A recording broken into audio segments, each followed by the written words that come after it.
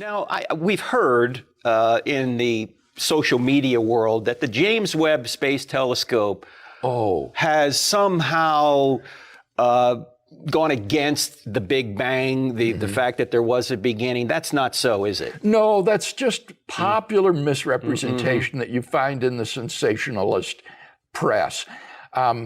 What the James Webb Telescope suggests is that our theory of galaxy formation probably needs to be revised so that stars can be older than anticipated prior to that.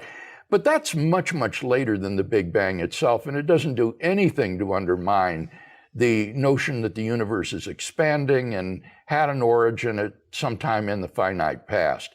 In fact, when you chase down the quotation that is usually repeated in the popular press to the woman astronomer who said that it shook her faith in the Big Bang, she denies ever having said that. Oh, really? She says this was misreported by the press and that's not at all accurate.